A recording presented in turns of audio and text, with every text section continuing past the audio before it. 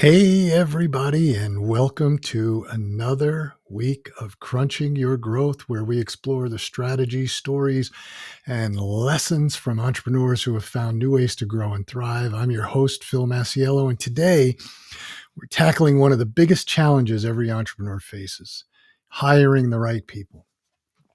Everybody, when they're scaling, has to start questioning what the right team is to scale. My guest today is Dr. Michael Neal, founder and CEO of Build My Team. Dr. Neal didn't just study hiring, he had to solve it the hard way in his own optometry practice after years of costly mistakes. We all make those kinds of mistakes. So he discovered what truly predicts long-term success in employees, and he built a system that now serves healthcare practices across North America. So stick around. This is a masterclass in building teams that'll help your business grow instead of holding you back. So let's bring him in and let's hear his story about how he got started, why he got started, and what the challenges were. Hi, how are you? Nice Hey, to, Phil, great to see you tonight. Thanks so yeah. much for having me. Thanks for taking the time to come on. I appreciate it. Oh, my pleasure.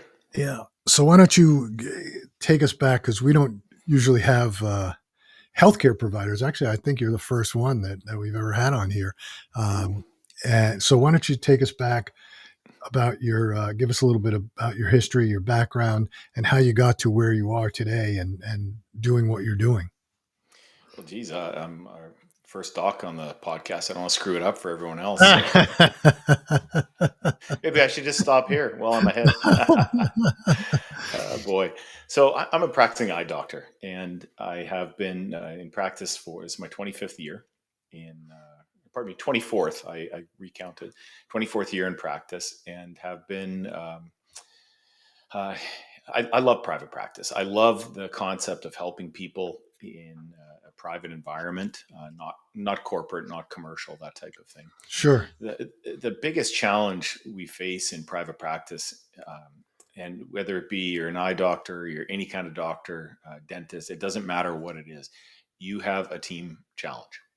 It doesn't matter where you're at in the United States, Canada. Your team is always the challenge in a private practice, and that's what keeps you up at night. So my background is that I've been doing this for a while. As I said, my team has always been a challenge up until realizing back in 2017 that I was hiring wrong. We were doing it the exact wrong way, and we were essentially hiring upside down, backwards. The You name it, and correspondingly got the results that you would expect from hiring upside down and backwards. So made that realization, did a whole lot of work in studying some very smart people and their systems, and came up with a new way to do it. It's interesting because we have a client right now who um, is struggling to scale. And when we reviewed and we took a look at what was going on, a lot of it had to do with the team. And sometimes entrepreneurs, um, private practice doctors, entrepreneurs, anybody running a business, your team that you hire, let's say when you're first starting and they get you from zero to, a million or 0 to 2 million or 3 million, that may not be the team that can get you even further. And I was talking to this entrepreneur who has this business who's sort of stuck. And I said, it happens to everybody. Larry Ellison, back in the 90s, Oracle wasn't what it is today, but he struggled. They stumbled, and he almost lost the company. They almost had to file bankruptcy. And what he realized was that the team that he put together that got him from, I forget what the number was, 100 million or 200 million, it just was destroying him. And he had to make some really hard decisions, which he took personally because he had built relationships with these people. But he had to make some tough decisions, and it had to do with his team. And he wound up having to turn over his entire senior management team in order to excel and explode to where he was and to scale. So, but why don't you go a little bit? You said, we were hiring wrong. We were hiring upside down and backwards. Why don't you go into that a little bit? Let's give people a little bit of an idea of what that means, because maybe they're doing it themselves. Yeah, absolutely. Well, first of all, it obviously worked out pretty well for Larry, Yeah, making the changes to his teams. I it don't think did. It anybody did. can complain about that. As far as the approach I was using, it's straightforward. We're using resumes, and in healthcare, just like virtually all small businesses, you end up taking a look at a resume and asking yourself to put your magic Harry Potter sorting hat on and decide if somebody's capable of filling this position based upon a resume that looks like it was written in either crayon or some version of a scratch and sniff pop-up book. That's what you normally get with these types of entry level resumes. And if you think I'm joking, just walk over to the person who's doing your hiring, or if you're doing it yourself, you already know that that's how it is right now. So you can't predict what a person is good at based upon a resume. That is the fundamental flaw of using resumes for hiring. So you're saying to yourself, like, well, what else am I going to do, right? And that's a great question. The what else are you going to do is approach the problem differently. You have to think about things differently, Yeah. and that's really where the approach that we take comes in. We started using assessments. It's something most people have never heard of, but there's a way to predict what people's natural strengths and talents are, what they're actually good at, and predict it so accurately that in a lot of ways you can determine if the person can do the job before they even come anywhere near the job. When you talk about assessments, are you talking about things like Myers-Briggs and some of those types of tools? Or Those are different types of tools. We built an automated system that will handle this for our clients in a way that is extraordinarily fast, quick, and effective. We use we write the job descriptions for all the clients. We post the job descriptions to get all these candidates to apply. And then they get a text link. It's a customized assessment process that is all done via text. So while a lot of people have heard of like DISC, Myers-Briggs, there's all kinds of stuff. We started out trying to use off-the-shelf assessments. Who wouldn't? That was what we tried to do. They categorically failed. There Mhm. are some wonderful assessments out there. They're very high end and expensive, and they are not within the realm of something that's affordable for entry level team Right, members. And so we right. had to build it. And by building it, we're able to, within about 7 to 10 minutes, determine how a person is going to perform in that particular role in the job force. Wow. That's interesting. Is it limited to just healthcare, or can you use No, that in other businesses? no, any repetitive job where you're looking for the same ideal candidate over and over. So let's say secretaries. We know what makes a secretary tick at a low level, a high level, and everything in between. We can tell you what type of secretary you need just by a quick discussion about your business, your practice, whatever it might be. And we know exactly who to look for that type of position. I'm picking on secretaries because it's the most widely held position out of entry level that we tend to deal with, and we've hired oodles of those folks. Hmm. That's interesting.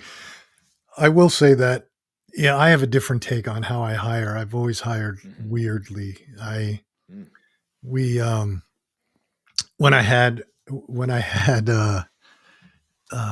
brands, for example, Mm-hmm. we owned a shaving brand and we owned a skincare, a beauty brand.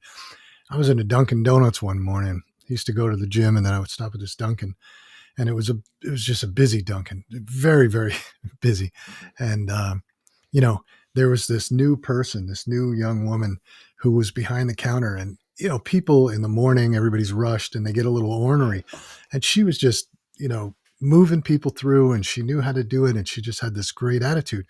And I saw her once and twice. I mean, I used to go to this place every day. And after about 2 weeks, I thought, this person would be phenomenal at customer service, because Mm-hmm. we're a e-commerce company and we need customer service, somebody to Yeah. answer emails.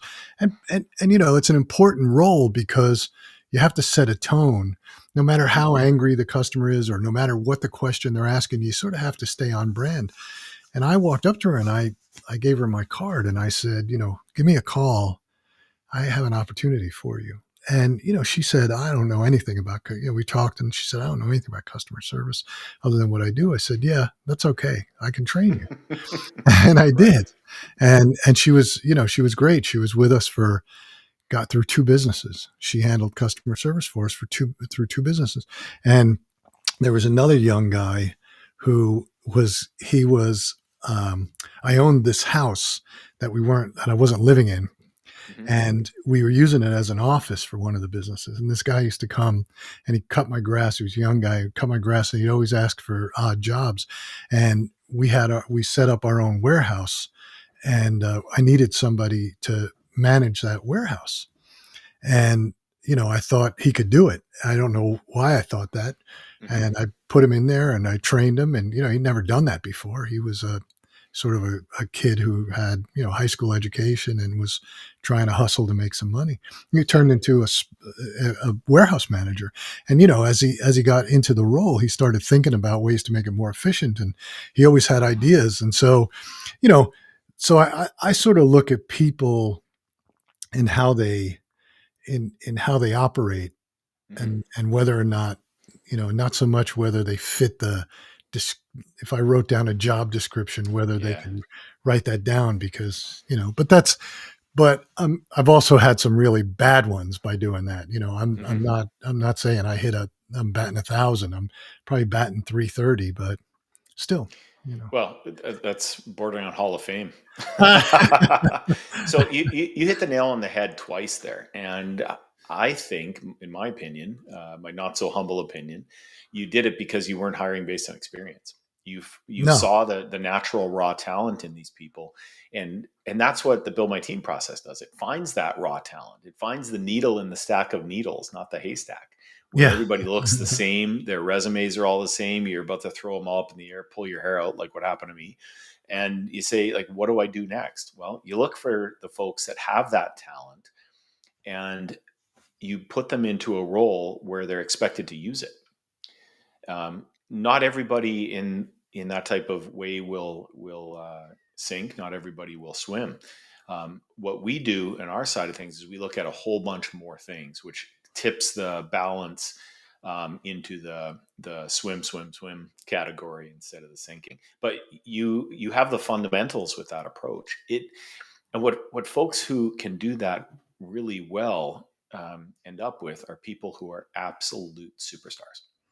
The there's a thing that I love to talk about: the A players, B players, and C players. Yeah. And the A players, they only want to work with A players. Right. Period. Full stop. Nothing Right. else matters after that. The A players will tolerate the B players. Um, Sometimes a B player can have their role adjusted and become an A player, but you put any C player or a couple of C players on the team with the A's, they're gone. The A Oh yeah. players are out. They are out. They are out so fast that your head will spin, because they know that they can't possibly be successful when you are asking them to swim holding a boat anchor, Yeah. and they're just going to sink. And so they just look for another place to swim. That's it. Yeah. Yeah. I think Steve Jobs has a saying about that, or had a saying about that, about how high performers only want to work with high performers, and Hmm. you can't bring in low performers, because it'll destroy the high performers, Hmm. or it'll make the high performers stumble. Um, so yeah, I agree with that. You can't. You want to always hire high performers, obviously, but you also want to be able to get those high performers. You want to make sure that you give those high performers the tools to be high performers.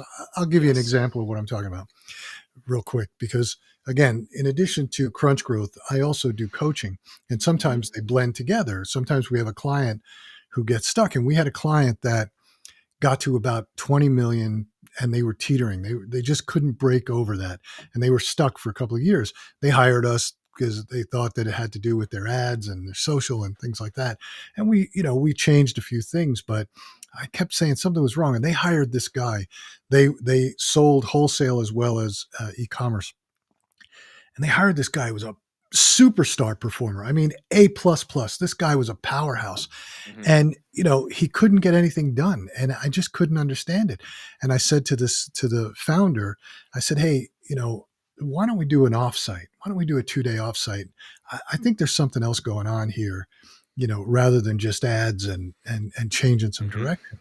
And within the first 3 hours on the offsite, it became apparent this A plus plus player couldn't make decisions about selling without the entrepreneur, the founder's approval, and the founder wanted to be on every single sales call.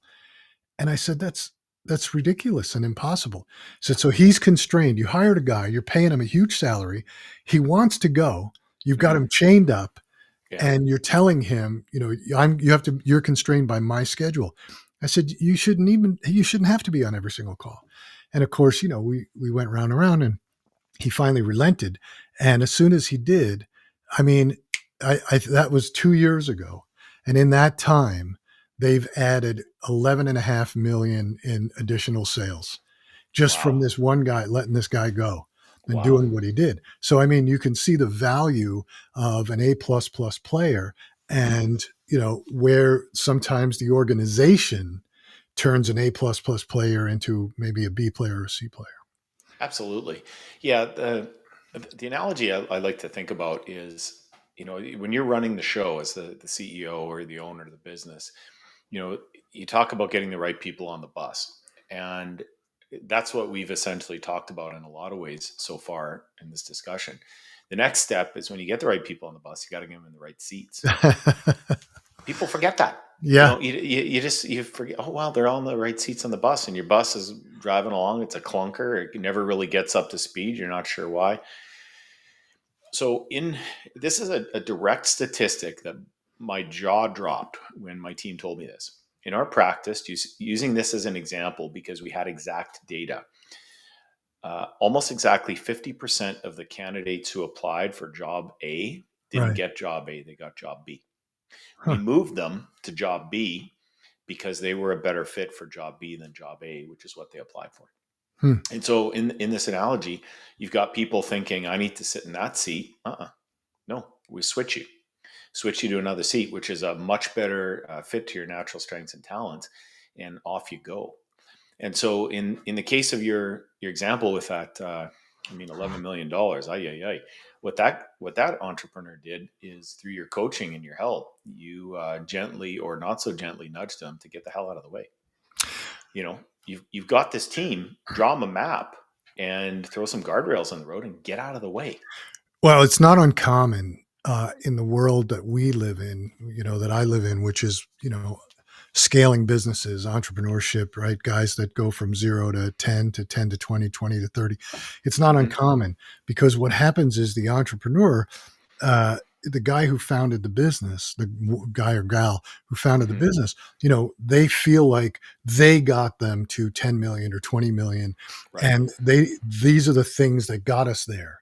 Hmm. And so we have to keep doing those things. And what my thesis to him was, no, the business has changed. Your role has to change. Your Right. mission stays the same. Your brand stays the same. But you have to start managing the business, not managing. You shouldn't be running operations and running sales and running marketing. You shouldn't be doing that. You should be managing, and you should be putting people in place to do that so that you can get to the next level. Yeah, their growth has been tremendous, because I would say that they probably could have gotten there earlier, but they were constantly constrained by the CEO, the Hmm. founder, because, and I made this mistake, and I talk about it on, that my first business was a disaster.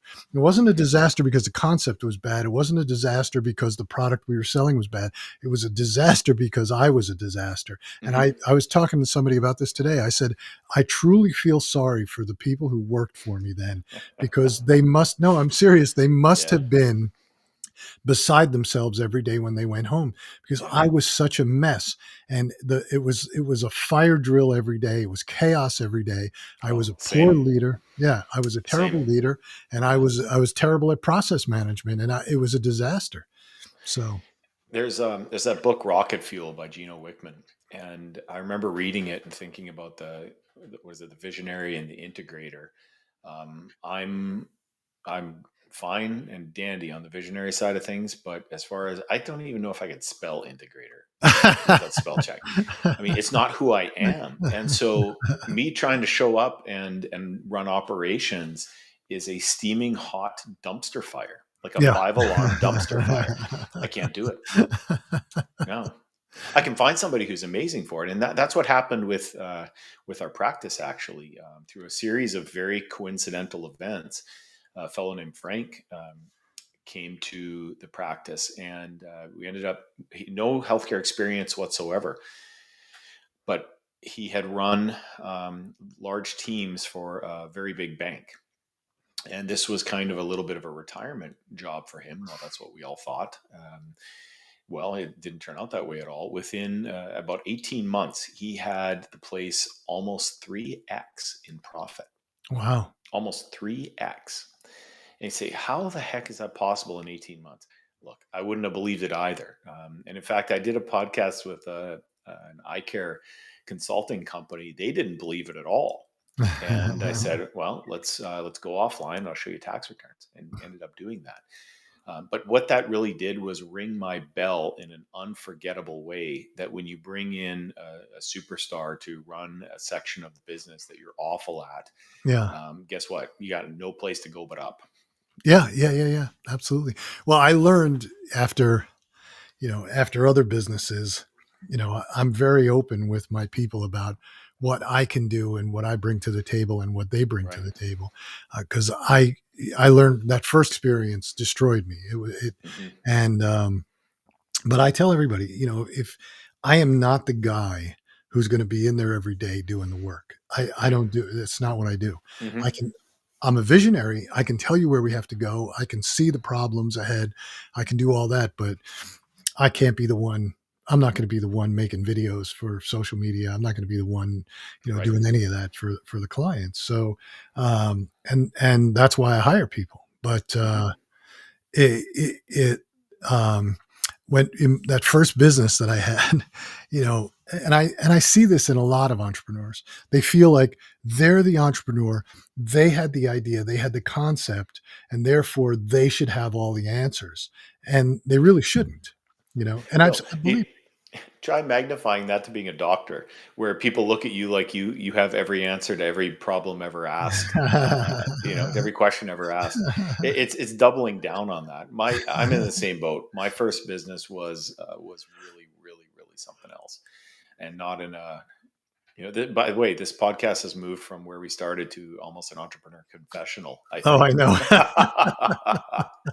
Yeah, Yeah, yeah. but that's just the nature of it. Yeah.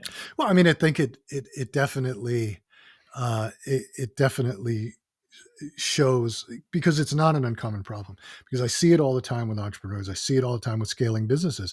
And that's Mhm. why I say it's important to understand how to build a team. It's important to have the tools to build the right team, because if not, it can really stifle the growth of the company. It can hurt you. Mhm. And in some cases, it could be devastating to the point where you could lose the entire business, Mhm. just because you got from, like I said, 0 to 5, 0 to 10, 0 to 20, doesn't mean that you have the team that's right to get you even further. And you Mhm. always have to be looking for a team or a way to enhance your team to drive everybody forward. I've seen people and come into companies and elevate the entire team and Mhm. and take them from sort of lax, maybe, I don't know how to say it, like bored, because they've been doing the same routine over and over again, Mhm. sort of shake things up and get people moving. And at the same time, there's always some fallout from that. There are some people that just can't get on that bus and move it further, and they fall Yeah. apart. Yeah. I mean, the folks with a gear shift with one gear, that's a challenge. I mean, you can't upshift because you're already in the gear. Yeah, yeah. So what kind of businesses other than healthcare could use your product? Any small business that deals with repetitive based hiring. So, for example, we have clients in a whole bunch of different industries. Healthcare, obviously, the primary side of things. But for example, secretaries, technicians, assistants, executive assistants. We've even hired nannies for folks. Hmm. Um, and that didn't start out as an area we were focusing on, but you know, um, when we're successful for clients, they say, "Hey, I wonder if you could help me out with this other type of problem," that type of thing. So it really doesn't matter what industry you're in per se. What matters is if you're looking for the same types of performers in a role over and over again. Right. So people would go to your website Hmm. Yeah, simply buildmyteam.com. Yeah. and they put in their criteria. Well, they Uh, hop on a consultation call with one of our team members, right. and it's free, obviously, but just tell them the type of employees you're looking for. Tell them about your business, and that's where the real fun starts for us, because we get to help people. And I have to say that it is exceptionally rewarding for our team when we take a person who just applies for a role, who's struggling to find employment, struggling to find that right fit. And you know, you see it with these resumes; they're bouncing from job to job to job. Most of the time, that's not necessarily a person per se, but it's more of a mismatch to the role. They Right. just don't know how to solve it themselves, you know, because they don't necessarily know what the problem is. Most don't. Yeah. So for our team, it's exceptionally rewarding to get these people these positions where it's it's a it's almost always a big step up for them, and they're given this type of responsibility to join this new role. A lot of upward mobility, a lot of just in general an exceptional position. And the best part is that our clients aren't looking for experience. Again, you hit the nail on the head early on. We can train you if you have the natural strengths and talents. And by the way, we do measure how fast a person learns. That's one of the things that's early on in our assessment process. So if you learn quickly, terrific. If you don't learn quickly, well, this isn't going to be a good fit for you, and you gently exit our process. But when you do learn quickly, training is not an issue. You can pick stuff up in a week or two, and we see that, and we demonstrate this over and over. Where people get freaked out about training is when they're trying to train somebody who is functionally equivalent of a box of rocks. I mean, you are, you know, I'm sorry, guys, folks. That's a tough thing to hear. But when you are an employer and you're trying to get that person to learn, it's a cross between the box of rocks and Bill Murray and Groundhog Day, just doing the same thing over and over again. Never gets anywhere. That's not that's not something you experience with our process, because those people don't make it through to stage two in our assessment process. Right. Yeah.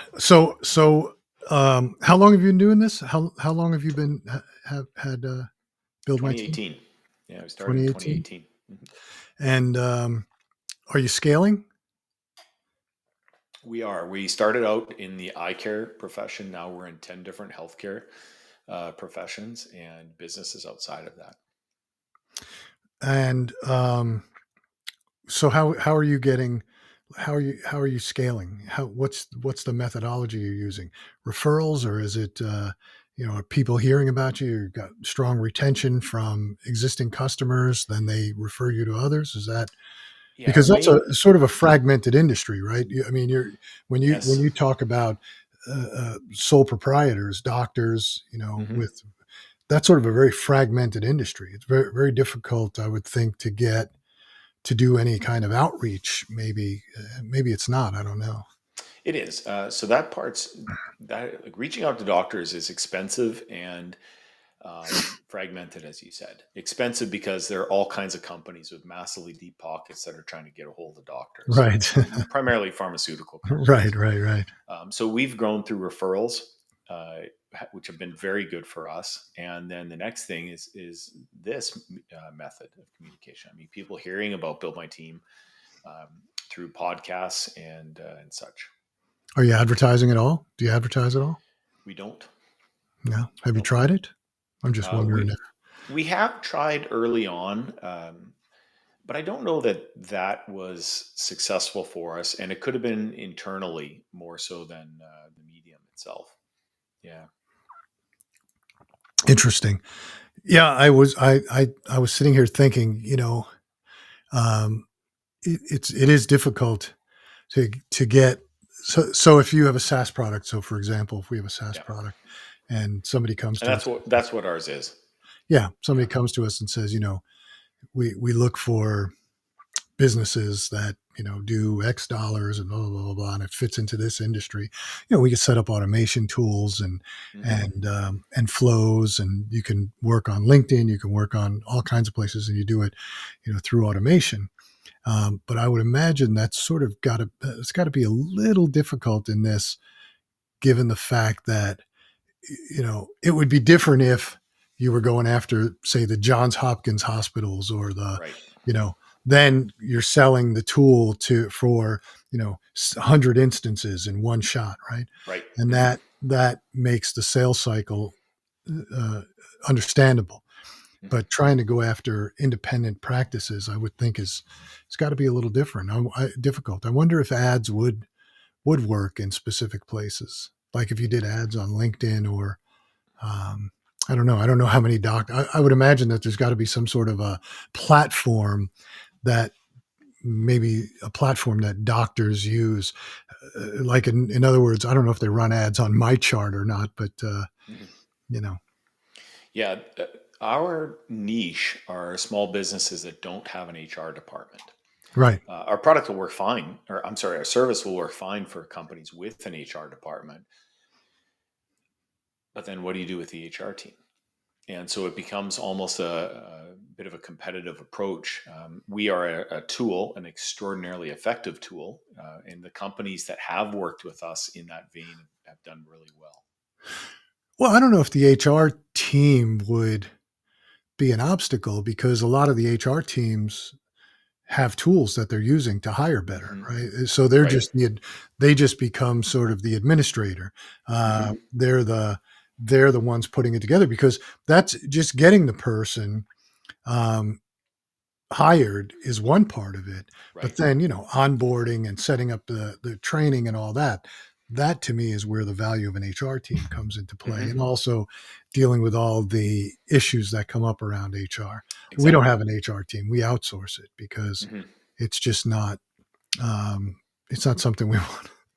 I don't know. It's not Yeah. something we want to spend our time on. Absolutely. Yeah, absolutely. For small businesses, it can really yank. The tail wags the dog all the time with that type of thing.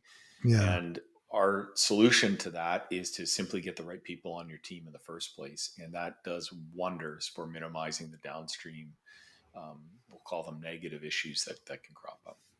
Sure, but even with that, there are things that come up Hmm. that like I've got a problem with my health care this month, I've got a problem with this, or there was something wrong with payroll, or even if we Yeah. use automated systems, and Right. I'm not good at handling that. I'm like, oh god. So we have that's why I say we outsource it, because then it's like everybody knows, call this number and they'll take care of you, Yeah. with those kinds of problems. So I think HR teams, um, hiring is one function of an HR team, but there's all that day to day Hmm. sort of problem solution. Yes. So Yeah, and that's never ending. I mean, take a look at a couple people going to a Coldplay concert. You know, Nobody saw that one coming. I know. Yeah, that and, was wild. and That she was ran wild. and she ran the HR department. Yeah. Yeah. Ouch. You know, we debated that just amongst ourselves, in the business. And had they not reacted, Not it reacted. would have Yeah. been over in 2 seconds. Nobody would have Yeah. given them a second thought, and they would have just gone by. It's not like that gets broadcast on national television. It was a Yeah. concert contained, but the fact that they reacted so the way they did, it Hmm. just made it. They're obviously hiding something, and that's what got it on social media, because everybody They. wants, you Yeah. know. They But turned themselves into their own meme. they did. They turned Yeah. themselves It's into their own unfortunate. meme. Yeah, it is Yeah. unfortunate, and Yeah. and talk about destroying your career in a Hmm. couple of days. I mean, it's Yeah. just, but the thought of having to, the thought of having to go home after that whole thing, because you're in the concert still, and you Hmm. don't realize what's happening on social media, which Right. happened instantly. Yeah. So by the time you get home, right, Yeah. Oh, you boy. you know the frying pan is in the hand of Or off your head, yeah, probably off the side of that guy's head, I would and imagine. yeah, Yeah. you've got problems, and so Yeah. yeah, it's not gonna. That didn't end well. No, that's for So, sure. but you're right. And she was in charge of HR. So Hmm. I don't know how that's going to work out for her. It didn't. I just read the other day that she had resigned as well, and there were three people involved in that, and all, including the CEO, and all those folks are gone. But uh, yeah, that was quite the focus on HR, if you will, worldwide. That's for Yeah, sure. yeah, yeah, yeah. I tell my kids all the time, in this day and age, you just cannot get away with anything. There are cameras Hmm. everywhere. People have cameras. Stuff is going to wind up on. So I was reading this morning about just going through uh, the biggest social media faux pas, right? Hmm. People putting, making stupid comments on Twitter and Instagram or whatever. And I just there was one of this woman who made a really terrible comment as she was getting on an airplane, and 5 hours later she landed, only to find out that it was a horrible comment. It went viral, exploded. Her boss is trying to call her because he's firing her. Meanwhile, you know, she's going to get off the plane and everything's going to explode just because of something that she thought was an innocuous comment when she Wow. when she wrote it. So, Hmm. it's just amazing in this day and age how quickly things happen. Yeah, But uh, yeah, that's for sure. but that's another part of hiring people. You want to hire. We Early on we had a problem with a person at a very high level that Hmm. did something just stupid. Well, I thought it was just stupid in his marriage, and we wound up getting rid of him because I Hmm. said, look, it's not the kind of person I want in the company, and so I don't know if you can predict that type of behavior. you know No, no. If I could, we'd be sitting uh, somewhere else on a private island. I would imagine. I mean, that type of thing would be wildly valuable to society. That's Wouldn't for it? sure. Can you how stupid decisions, what type of stupid decisions could you possibly make? I wonder if there's an algorithm for that. Well, AI will tell us in a year or two. Yeah, yeah. AI, which that's another good point. What role does AI play in your product, if at Well, all? it's yeah, it's so we have algorithms that make decisions in our software, and AI works AI works in a way that was unexpected for the hiring process. And when I say unexpected, it works against employers, heavily against employers. So we have AI in for higher level companies to select resumes to choose people. But the real challenge is when AI is writing the resumes. And now this was about 9 months ago that I first learned this. There was a software platform using AI that would write the fellow's resume. This Hmm. fellow had a resume, and then AI submitted it for him. He applied to something like 41,000 jobs. Hmm. He got a 0.15% response rate, and then AI followed through to that to get him 8 interviews. 41,000 applications down to 8 interviews. He had no idea whatsoever what those companies did. Hmm. None. So, in that particular company's defense, I guess, this is a person that was wasting 100% of their time, Hmm. all of it. And on the candidate side, hey, he got 8 interviews. He got 8 chances to get jobs that were well paying, well everything. Um, he had no idea what any of them were because they were in all kinds of different fields. But he had the potential to get a job. And in companies that size, chances are you're going to last for months before you get canned. Well, he just goes and does it again. And so that was not disheartening, but really deeply troubling because those companies would have spent tens of hours, sometimes even more than that, throughout the company to get this person to an interview stage, maybe a second interview, third interview, however it might be. And this is a fellow who never authentically even looked for the job to begin with. Right. Yeah, I think that there are some things that AI can do really, really well, and some things that people can use to sort of bluff the system in a way, Hmm. you Yeah, know. and And that's where it's stacked against you as well. If you're using AI, because you're still processing resumes, that's the key here to everything. If you have AI scanning resumes, then all you're doing is falling into the trap that I fell into and so many small business owners fall into. You're just doing it more efficiently. oh, that's what most people, most companies are doing still. They're, Yeah. they're asking for resumes. They scan the resumes, looking for the keywords that are Right. in the job description, and then they start setting up interviews. Hmm. Um, you know, and if you're good at AI and you can build an agent, yeah, you Hmm. could theoretically create a resume tailored to each company that's looking for something and probably get, if you're Hmm. good with AI, you could probably get, you know, 50%, 25% response rate, you Yes. know.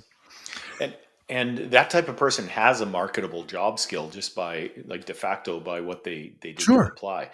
For the entry level people that apply for the jobs that we're posting, they do No, not possess no, that skill set. So where AI or human intelligence struggles is to look at a resume and try and figure out what the heck this person's actually good at in the first place. right, And here we are right back at the build my team approach of um, assessing those people's natural strengths and talents and putting them in the position without even looking at the resume to begin with. That's what we do. now who wrote that algorithm? Did you did it internally? We created some of it. We had to license some decision making software, and then we put together the entire process. And do you have it patented? We have some of it protected. Yeah, Yeah, that's yeah. important. Software patents are challenging. That's a whole nother discussion. Yeah, yeah, I But know, I know, I the know. protection of it is where you can have well what ended up happening when we started this, like I said, we tried to get off the shelf assessments, and you end up with each of these assessments being kind of like a musician in an orchestra. Right, Well, you still need the conductor, you need sheet music, and you need to have each of these musicians join the orchestra at the appropriate time, exit at the appropriate time, that type of thing. What this our secret sauce is essentially the process. right. Yeah, yeah, I agree. I mean, the other, but the problem is with those other tools is they come after the they become part of the hiring process, Mhm. not the evaluation process. So in other words, they're still Yeah. looking at resumes. Then they say, okay, well, we've narrowed it down to these 5 people, so we're going to give them the assessment tests, whether it's Mhm. Myers Briggs or whatever they're using, and so it's not proactive, it's reactive. Right. And our process is immediately at stage one, the outbound text that goes to the candidate, asking them to begin the assessment. And the first thing we're measuring is a mindset assessment to determine if they have the mindset for that particular position. The second thing is their speed of learning. Right, So coming in late to the party with the assessments simply don't work because um, you've already isolated the candidate pool to whatever the hiring party deems to be appropriate. right. Nothing wrong with that, but that isolation, you are unintentionally rejecting a ton of great people. Yeah, And that's where we have the software doing the assessment process. There's no emotion, there's no human involved in it. What our software does is when the candidates have gone through it all, it gives a thumbs up for the candidates that we know can do the job. And that's where our humans take over. We send them a video interview to make sure essentially that the rubber meets the road, that they're not just trying to game the system or otherwise. And also, you learn a stupendous amount about a candidate through a video interview. Shockingly, a shocking amount of information. So that process essentially led by the computer and with the emotion removed, you end up getting some really fascinating people who apply that would have been categorically overlooked through a traditional process. right. So, so it's targeting small business owners, predominantly in the healthcare field, Hmm. practitioners, et cetera. So, where would they go? They go to your website, which is Hmm. buildmyteam.com. Yes. If anybody wanted to get in touch with you, they would go to where, LinkedIn, or do you have Nope. a Buildmyteam.com. Yep. buildyourteam.com, buildmyteam.com? Actually, both domains resolve to the same one, just in case you mix it up. Buildyourteam.com, Yeah. buildmyteam.com. Yeah, That's they do. smart. Yeah, that's Yeah. smart. All right. Well, I appreciate you coming on. I appreciate the insights. Any last parting words that you want to? Uh, Oh boy. I think the main thing is, when you're a small business owner, you're not alone. It sure feels like it most days. Lonely at the top. That is that rings true for everybody who's trying to sure. run a business.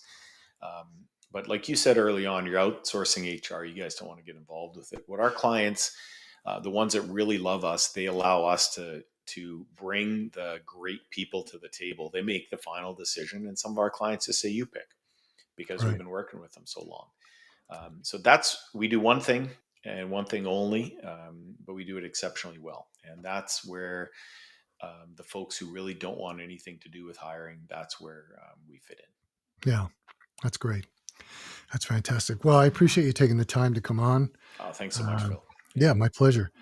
It was a good discussion. I enjoyed it. And I think it's valuable, even for some young startup entrepreneurs, Um, so yeah, explore it because it's an important function. So, um, so that's a wrap on today's episode of Crunching Your Growth. Big thanks to Dr. Michael Neal for joining us today and sharing his powerful Thank insights you. on what it really takes to hire and keep the right people. So, if you're tired of as he put it before, the Bill Murray Groundhog Day hiring cycle in your own business, I hope you took away some strategies to help you move from frustration to freedom. But remember, the right team doesn't just fill seats, they fuel growth. And I've talked about that a couple of times during this show today. And if you enjoyed today's conversation, be sure to like, share, and subscribe so you don't miss the future episodes of Crunching Your Growth. And until next time, keep building, keep pushing, keep scaling, and keep thriving. I'm Phil Masiello, and I will see you next time.